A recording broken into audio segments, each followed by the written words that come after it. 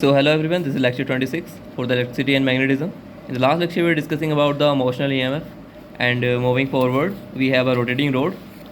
So this rod is fixed here and it is rotating like this with the angular velocity omega, and we need to find that what EMF will be induced. So let's find. Now see, this is your constant magnetic field. Now there is we have considered some small element dx, and this is also moving like this. So let's take it out, and you will see that v direction is this way and b is going inward. So v cross b will give you means positive charge will field force in this direction, so it will be positive and it is negative. So in the whole rod the polarity will be plus minus this way. So let's find the EMF. So d is given by, we know the rule, v cross b dx. So we just studied this, v cross b l. So l is in the direction of the current, so it will be like this. So vb dx will be given, so it will be, v is nothing but v is equal to r omega, and here r is x, so it will be omega x b dx. Now to find now to find the EMF, we just need to integrate from the complete length 0 to l, because this is for the small length dx. So omega b 0 to l x dx will give you l square by 2. So this will be your EMF induced between this O and A. This will be your EMF or the potential difference. But if you need to find the potential difference between this B and A point, so then you will just integrate this integral from the L by 2 to L. If this point has the L by 2, so you just need to integrate from L by 2 to L. So that's how you can find any potential. If they ask you that find from here to here, so you just need to put the limits. So omega b L by 2 to L by means L, it will give you your potential between the B and A. So this will be equal to this. So it's a simple integration. Now let's move forward. There is a rod and this is the magnetic field, and this is a loop, conducting loop. So it is attached here, so it is moving in this way. So we need to find that what EMF will be induced in this rod. So it is moving with v velocity in this direction. So according to the Lenz's law, so magnetic flux is increasing, so current should be that way, that this flux should be reduced. So the current will be in this anti-clockwise direction, so it will be coming out. So that's how it can decrease the magnetic flux. So and there will be force, and that will be in this direction because it is going this way, so it will oppose the motion. So that is the Lenz's law. So we need to find here the induced current, we need to find the magnetic force on the bar, we need to find if the bar starts out with a speed v0 at time t equal to 0 and it is left to slide, and what is its speed at some later time t. So we just leave it as it is and let it slide. So after t0 time, what will be its speed? So we need to find that also. So first, to find the induced current, we need to find the induced EMF. So at t0 we need to find just change in flux and divide by the time will give us the EMF. So initially, let's say it is at x distance, so the flux will be blx because this distance is l, this is x, so this will be your flux. And after t time means dt time, so this will be x plus dx. So what will be the flux? bl multiply x plus dx, this will be your flux. Now change in flux will be this minus this will give you, now EMF is minus d phi by dt, so d phi is bl dx divided by dt, so dx by dt is nothing but plus v. So this is your EMF minus blv. So see, this is in the direction of the opposite of v, so that means EMF doesn't have the direction, but this represents that force will be in the direction of opposite to v. So from here we can find the current, we just take the magnitude because it is the potential. So current will be potential divided by r, so it will give you blv divided by r. So this is your induced current. So we have find the first one, we need to find the magnetic force on the bar. So again see, this is a current carrying rod in a magnetic field, so we'll use the formula IL cross B, IDL cross B, that will give you the force on this rod. So F magnetic equal to I induced DL cross B, and DL is in this direction, B is going inward, so DL cross B will give you this direction as force. So it is moving is this word, so it will apply force in this direction to oppose this motion. So it will be ILB because both are perpendicular to each other and length is complete length is L.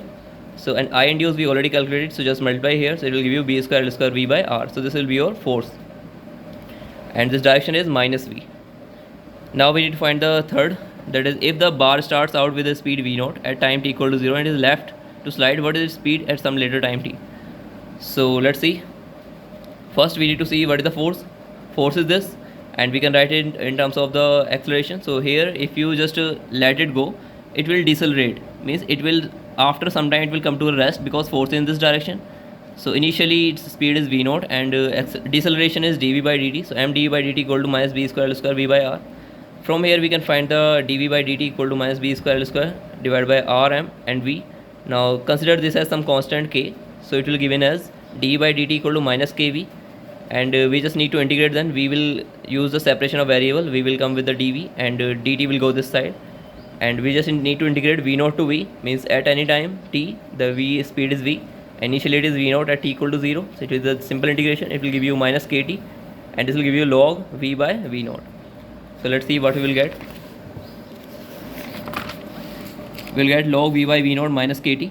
Now from here v by v naught equal to exponential minus kt, from here v will be v naught exponential minus kt.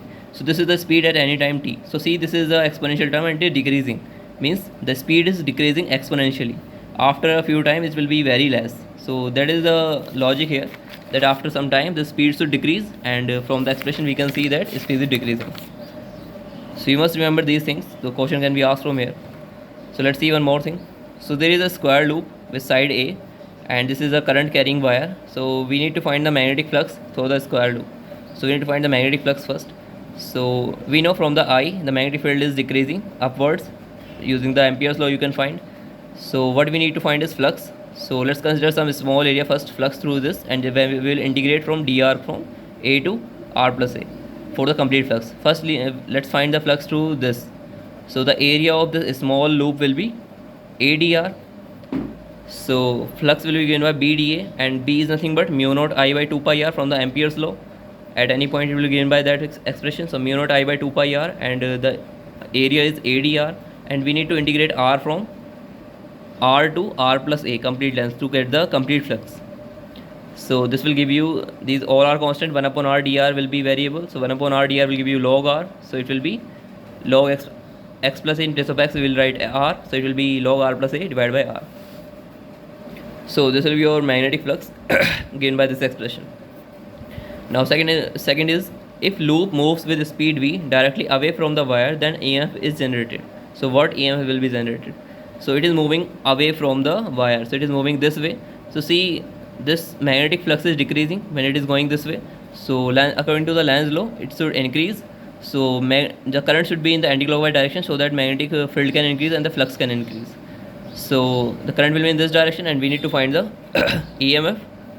So let's see what is the EMF. EMF is simply rate of change of flux, so d phi by dt. And what is the flux? Flux expression we just find it. So let's find it. Means now we just need to, so phi is given, we just need to differentiate this with respect to time. So d phi by dt will give you your EMF, so it will be minus d phi by dt. So it is just log r plus A minus log r. So log r plus A will give you 1 upon r plus A, and dr by dt, and log r will give you 1 upon r dr by dt. So this dr by dt is nothing but velocity, so it really came out. So this will be your expression for the EMF. Now third point is if loop moves towards right at speed v, what EMF will be generated? So now this complete loop is moving towards the right, then what EMF will be induced? So see, it is moving right, then magnetic field passing through this will remain same. So magnetic flux will remain same. So magnetic flux is not changing. So according to this rule, there can't be any EMF. Okay, so it will be EMF will be 0 because there is no changing flux. So it will be 0. Now there is one more case. You have this loop square type structure, and it is rotating in the magnetic field. Initially the angle is theta. We need to find that what EMF will be induced, or the current will be. So phi, the flux is nothing but b dot dA, and this dA means area direction is changing continuously with time, because this is the perpendicular direction, this is moving like this. So the dot product will be given by b, area is a square cos theta, and this theta is nothing but omega t. If this is speed is omega, angular velocity is omega, so theta is changing with omega t. So it will be given by b a square cos omega t. Now from here to find the EMF, we need to find the change in flux, rate of change of flux. There will be minus d phi by dt. So differentiate this, it will give you minus sin omega t. So minus will be plus, so b a square omega sin omega t, it will be omega also. So this is your EMF. Now to find the current, that will be induced current in this loop, that will be potential divided by the R. So this divided by R.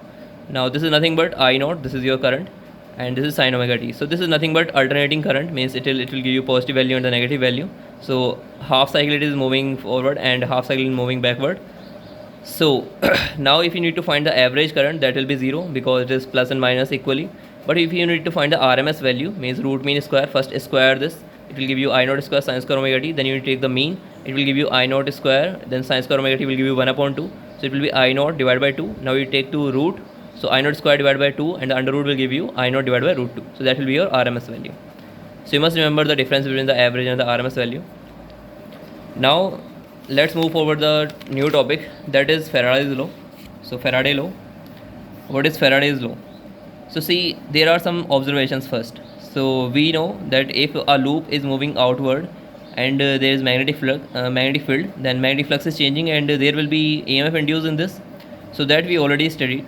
But see, if there is some magnetic field and this carries a magnetic field and this is your loop, and now this loop is stationary and this magnetic field is moving outward or changing with time, then there will be also induced EMF in this loop. Now see, this loop is not moving, then how the EMF is induced in this? So that is the thing we will study in the Faraday law. So here the change in magnetic field is causing the change in electric field, and that causing the charge to move and the current or the EMF in the loop. So that is the thing we are studying here, that change in magnetic field induce the change in electric field. So same here, if this magnetic field is changing with time through this loop, then there will be EMF induced in this loop. So that is a different thing we will study. So a changing magnetic field induces an electric field. So let's relate the potential with the change in magnetic field or the electric field. So induced EMF will be E dot dl, that is your potential. Electric field multiplied by the dl, that is given that gives you potential, and that must be equal to minus d phi by dt. And now how the flux is changing, that is b dA. So this area is b dA divided by dt. Now from here we will get using the Stokes theorem, we will use del cross E equal to dA and equal to minus dB by dt dA. Now from here we can just compare and we can write del cross E equal to minus dB by dt. So this is the Faraday law in the differential form, and integral form of Faraday law is given by E dot dl equal to minus dB by dt dA. The same is here, and this dB dA will give you flux, so it will be EMF will be minus d phi by dt. So this is the Faraday law. So you must remember these expressions. Let's see the use of this. So there we have a loop, and we have some magnetic material, very large magnetic material, and that is moving towards this loop with the velocity v. It carries a radius a and length is l, and magnetization of this material is given as mz cap. So we need to find that how the flux is changed through this. We need to plot that, and how EMF will change in this loop. So we need to plot all of this. So let's plot. So first, magnetization given as mz cap. So we can find the surface current also, that is given by m cross n cap. So m is z cap and n is here is r cap. So z cap cross product r cap will give you phi cap. So kV in the phi cap direction, so it is tangential. So you will get a solenoid type structure, because this gives you the current per unit area, sorry, current per unit length. So it will be in the direction of phi cap tangentially. So it will be like this around the surface. So it will be a solenoidal type structure, and we know what is the magnetic field inside, that will be given by mu naught m, because there is no free current. So this will be in the z cap direction. So we have B, we have KB, we have M. So let's first plot the flux. So see, when this is moving this side, so there will be increase in the magnetic field through this, or the magnetic flux.